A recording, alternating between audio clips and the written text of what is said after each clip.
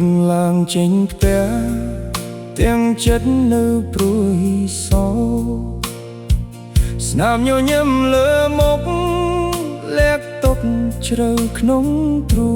ងអ្នកណាក៏សួរថាសុខសប្បាយទេបងខ្ញុំឆ្លើយថាសុខតែចិត្តវិញកំពុងយំជីវិតអ្នកក្រខំតស៊ូទាំងថ្ងៃកាហត់ប៉ុណ្ណាក៏ដោយមិនហ៊ានប្រាប់អ្នកណាខ្លាចគេថាទន់ខ្សោយខ្លាចគេសែកចំអ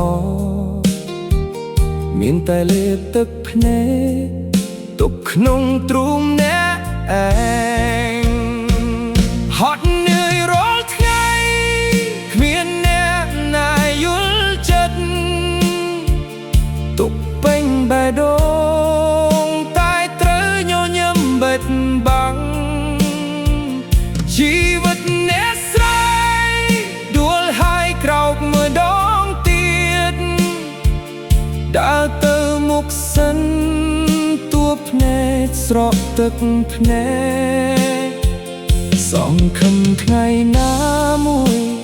មេឃនឹងភ្លឺស្រឡាំង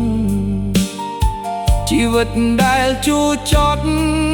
នឹងផ្អែមដូចស្ករថ្នោរ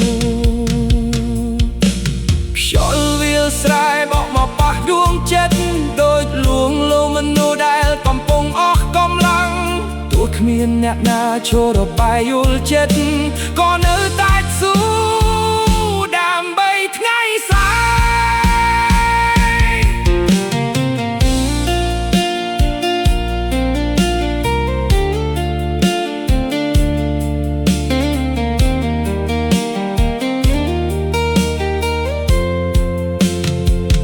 បាថ្ងៃនេះយំស្អែកនៅតែត្រូវដើរទោះហត់ប៉ុណ្ណាក៏មិនអាចបោះបង់ជីវិតអ្នកក្រមានតែចិត្តអំណត់មួយជំហានមួយក្តីសង្ឃឹមដើរទៅមុខទៀត